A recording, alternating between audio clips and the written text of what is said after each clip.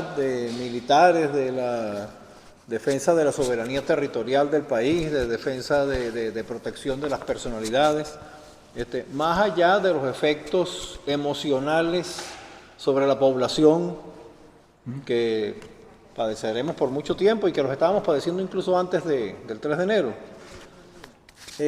Incluso más allá de la valoración ética y moral y de conducta, tanto de los... Ajá. Sí.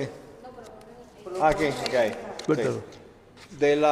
Más allá de la valoración en cuanto a la conducta de quienes han representado el poder público en Venezuela en las últimas décadas, de quienes lo han ejercido, y de la valoración en torno a las intencionalidades del invasor o el ocupante. Aquí tuvimos un foro sobre la invasión ahora en octubre, ¿no? En este mismo escenario, ¿no? Sí. Más allá de la intencionalidad del imperialismo, de las grandes potencias, de la geopolítica internacional, o sea, más allá de todo eso, se plantea primera vez una duda explícita sobre el destino de nuestro proyecto nacional, como decía el profesor Carreradama. Durante décadas se estuvo acusando al proyecto político de Acción Democrática por parte de la izquierda de estar sometido al fatalismo geopolítico, de no lograr superar el fatalismo geopolítico, de que mientras Cuba lograba hacer su revolución en tiempos de la Guerra Fría, en Venezuela, para poder mantener la democracia representativa y las libertades públicas, había que ser prudente en las relaciones con el imperialismo. Finalmente, una parte de los que hacían esta acusación terminaron gestionando el país durante casi 3 décadas para terminar en un sometimiento explícito a ese fatalismo geopolítico. Atrás quedaron los tiempos en que Pérez Alfonso defendía la creación de la OPEP y la creación de la CBP porque había que avanzar en el control sobre la industria petrolera, que era lo fundamental en la economía del país. Atrás quedaron los debates con Pietri en cuanto a cuál era la mejor forma de gestionar la explotación petrolera. Atrás quedaron los discursos de Arístides Calvani en las Naciones Unidas reclamando justicia social internacional. Atrás quedaron los enfrentamientos de Carlos Andrés Pérez con Gerald Ford, con textos, con un telegrama famoso que le mandó a la FAO y otro que le mandó Gerald Ford reclamando la desconsideración que el mundo desarrollado tenía hacia los países del tercer mundo, incluso anunciando el agotamiento del modelo que había surgido en el mundo después de la Segunda Guerra Mundial. Esto en los años 70, apenas 30 años después de la guerra. Ese modelo se extendió 20 años más hasta que feneció la Unión Soviética, ¿no?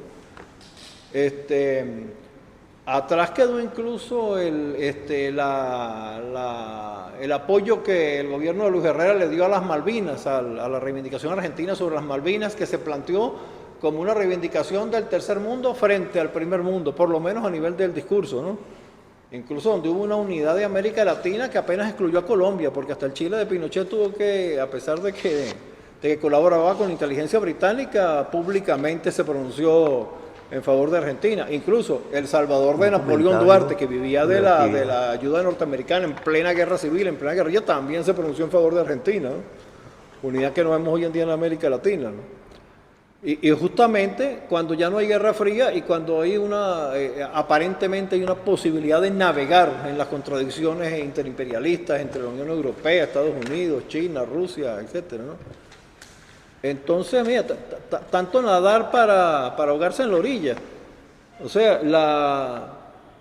se promulga una reforma de la ley de hidrocarburos apenas una semana después de la incursión militar, donde todas las posiciones de Gumersindo Torres en los años 20, la reforma petrolera de Medina en 1943, el 50-50 de Rómulo Gallegos en el 48, la reforma de la ley de impuestos sobre la renta. Luego cuando Edgar Sanabria vino el 60-40, ¿no? con las petroleras, que incluso originó la expulsión del presidente de la Creole de Venezuela. Finalmente la nacionalización ejecutada por Carlos Andrés Pérez y la renacionalización ejecutada por Chávez, ¿no? Que tenía la frustración de haber llegado al poder ya con el petróleo nacionalizado, cuando durante décadas la frontera entre reforma y revolución era la posición en torno a la nacionalización del petróleo, ¿no?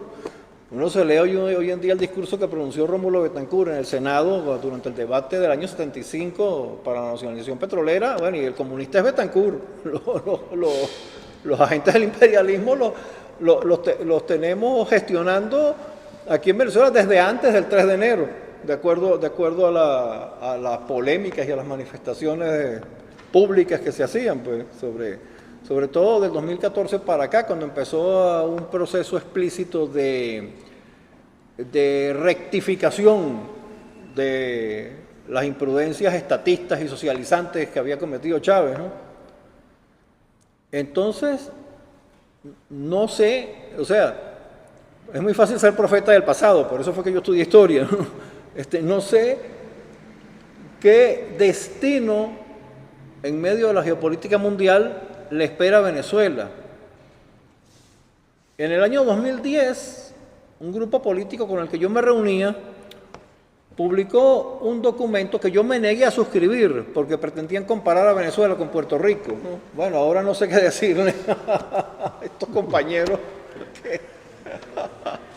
que decían que justamente el objetivo nuestro era impedir que Venezuela se convirtiera en un Panamá o en un Puerto Rico, ¿no? Dejo sembradas estas inquietudes, pues, en torno a cuál es el destino del proyecto nacional del venezolano. Creo que estamos en la hora de la defensa de los estados nacionales, con este discurso explícito y estas acciones explícitas de los Estados Unidos, que abandonaron ya el pudor semántico, discursivo, ¿no? Y que ya dicen de frente, mira, el derecho internacional es el derecho del más fuerte, como lo fue antes de la Segunda Guerra Mundial, o antes de la Primera, fundamentalmente, ¿no?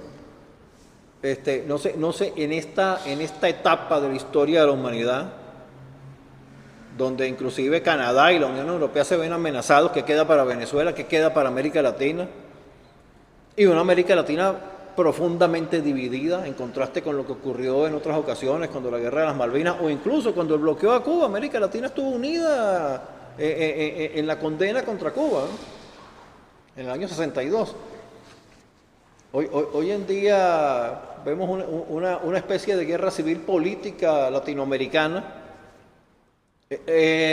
Un ejemplo más explícito todavía, durante la invasión a Santo Domingo en 1965, la condena latinoamericana fue unánime, o en todo caso el silencio de los gobiernos más comprometidos con el imperialismo. En el caso de Venezuela hubo un consenso total entre el gobierno de Raúl León y los guerrilleros que él tenía presos en el cuartel San Carlos, y ambos condenaron la invasión a Santo Domingo. Hoy en día tenemos una polémica interna dentro de Venezuela porque un sector de la población respalda la intervención extranjera, la intervención imperialista.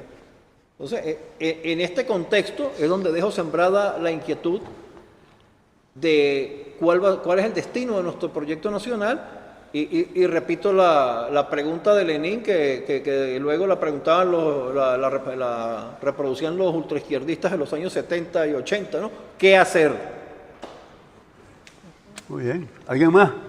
Sí.